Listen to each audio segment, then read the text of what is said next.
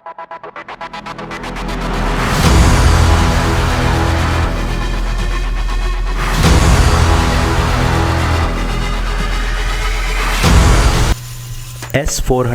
Missile defence systems. बढ़ती missile technology कई देशों के लिए गर्व तो कई देशों के लिए चिंता का कारण बनती जा रही है। मिसाइल डेवलप करने की इस होड़ में सभी देश लगे हुए हैं। वहीं कुछ देश इसको ध्यान में रखते हुए मिसाइल डिफेंस टेक्नोलॉजी पर भी काफ़ी पैसे खर्च कर रहे हैं। S-400 मिसाइल डिफेंस टेक्नोलॉजी इन्हीं डिफेंस टेक्नोलॉजीज़ का एक हिस्सा है। S-400 मिसाइल सिस्टम्स के लगातार न्यूज़ में आते रहने का कारण भारत और रशिया की $multi-million डील है। नमस्कार दोस्तों, स्वागत है आपका हमारे चैनल मिलिट्री माइट में। आज हम आपको बताने वाले हैं S-400 मिसाइल से जुड़ी कुछ ज़बरदस्त फैक्ट्स जिन्हें सुनकर आपके होश उड़ जाएंगे। वीडियो को एंड तक ज़रूर देखें क्योंकि ये वीडियो दिलचस्प होने वाली है। S-400 Triumph missile system Russia के अल्मास सेंट्रल डिज़ाइन ब्यूरो द्वारा विकसित एक anti aircraft missile defence technology है जिसका प्रयोग दुश्मन के एयरक्राफ्ट्स और बैलिस्टिक मिसाइल्स को हवा में मात देने के लिए किया जाता है। ये 2007 से रशियन आर्म्ड फोर्सेस के साथ साथ दूसरे कंट्रीज़ में भी ऑपरेट किया जाने लगा है। 2017 में S-400 को कई मिलिट्री टेक्नोलॉजी एक्सपर्ट्स द्वारा वर्तमान में बनाई गई सर्वश्रेष्ठ एयर डिफेंस सिस्टम्स में से एक के रूप में बताया गया था। टाइप्स ऑफ टारगेट्स में F-16 जैसे फाइटर जेट्स से लेकर बैलिस्टिक और स्ट्रैटेजिक क्रूज मिसाइल्स तक सभी प्रकार के एयरक्राफ्ट शामिल हैं। इस सिस्टम को रिस्पॉन्स देने में 9 से 10 सेकंड का भी समय नहीं लगता है। S-400 का लोडर और ट्रांसपोर्टर कॉम्प्लेक्स सड़कों पर 60 किलोमीटर प्रति घंटा के रफ्तार से और ऑफ रोडिंग पर 25 किलोमीटर प्रति घंटा के रफ्तार से आगे बढ़ सकता है। इनकी पर यूनिट कॉस्ट करीब 300 मिलियन अमेरिकी डॉलर्स है। आइए अब इसके डेवलपमेंट हिस्ट्री को देखते हैं।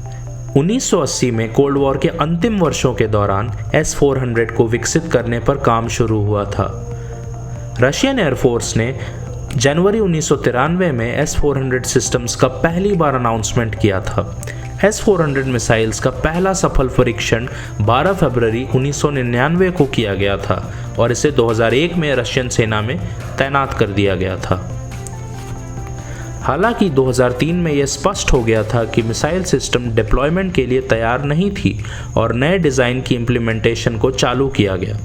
प्रोजेक्ट के पूरा होने की घोषणा फरवरी 2004 में की गई थी और अप्रैल में अपग्रेडेड 48 NDM मिसाइल की टेस्ट के दौरान एक बैलिस्टिक मिसाइल को सक्सेसफुली इंटरसेप्ट किया गया था।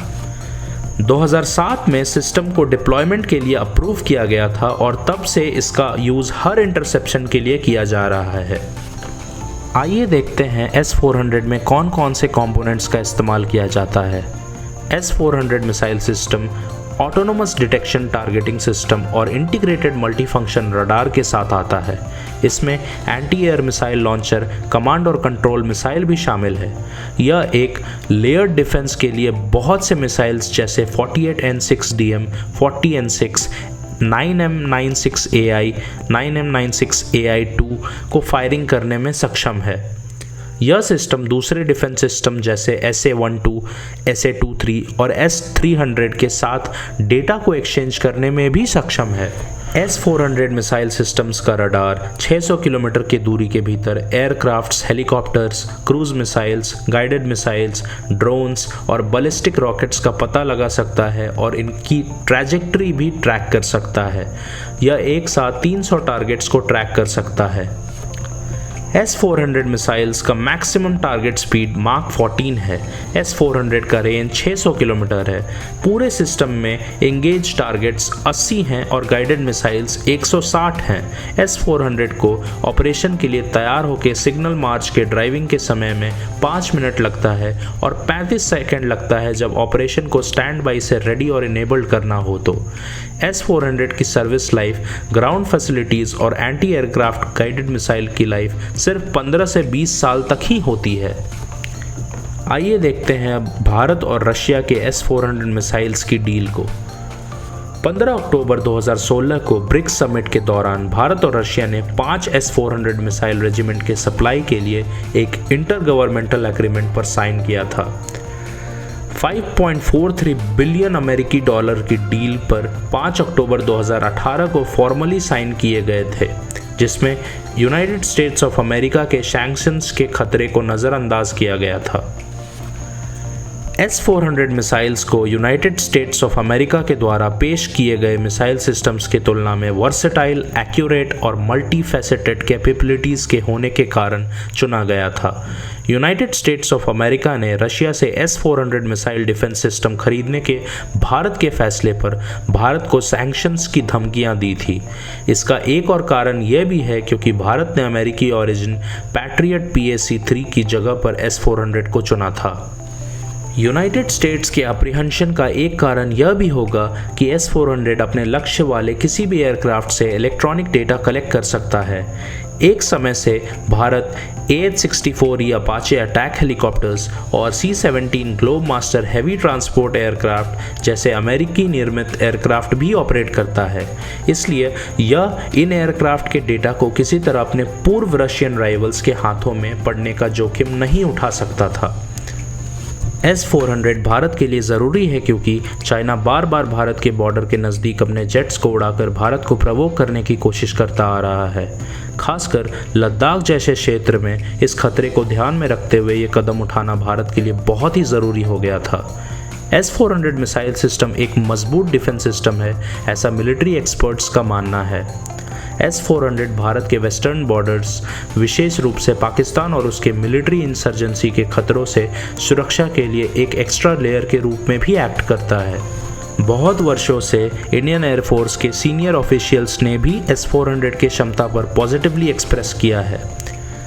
2018 में former air chief marshal Birendra Singh Dhanoa ने कहा था कि S-400 का प्रोक्योरमेंट IAF के लिए एक बूस्टर डोज है। S-400 के बेहतर क्षमताओं को देखते हुए रक्षा विशेषज्ञों का मानना है कि अमेरिका स्वाभाविक रूप से S-400 मिसाइल सिस्टम के एक्सपोर्ट को कंट्रोल करने का कोशिश में रहेगा। अमेरिकी सरकार उन देशों के खिलाफ प्रतिबंध लगा रही है जिन्होंने इसे खरीदा है। सारे देशों पर अमेरिका ने कास्टा यानी countering America's adversaries through sanctions act के तहत सैंक्शंस लगाए हैं। अपनी अमेरिकी काउंटर पार्ट्स के इस तरह धमकाने के बावजूद भारत ने घोषणा की है कि वह सैंक्शंस के खतरे के बावजूद रशिया से S-400 खरीदने के अपने कमिटमेंट के साथ आगे बढ़ेगा। एक इंडिविजुअल सिस्टम की कैपेबिलिटी सेंट्रल पॉइंट नहीं है। असली मुद्दा यह है कि सिविलियन और मिलिट्री लीडरशिप के सामने ऐसे इन्वेस्टमेंट चॉइसेस हैं जो S-400 को खरीदने के निर्णय से ही आगे बढ़ते हैं। इफेक्टिव होने के लिए S-400 को एक बड़े इंटीग्रेटेड और एयर डिफेंस मिसाइल सिस्टम के भीतर तैनात करने की आवश्यकता है और इसे ऑपरेट करने के लिए एक बहुत ही स्किल्ड मिलिट्री वर्कफोर्स का भी नीड होता है, वरना एक महंगा मिलिट्री एक्स्ट्रावेगेंस के अलावा और कुछ साबित नहीं होगा। S-400 जैसी टेक्नोलॉजी से भारत के पास ऑफेंसिव के साथ साथ एक बेहतरीन डिफेंसिव टेक्नोलॉजी भी आ गई है, जिसमें यकीनन भारत के दुश्मनों को सही सबक सिखाने की क्षमता है। वीडियो अच्छा लगा हो तो लाइक और शेयर ज़रूर करें, इससे हमें मोटिवेशन मिलता है आपके लिए ऐसे ही बेहतरीन कंटेंट बनाते रहने का। ऐसे और वीडियोस देखने के लिए चैनल को सब्सक्राइब ज़रूर करें। धन्यवाद।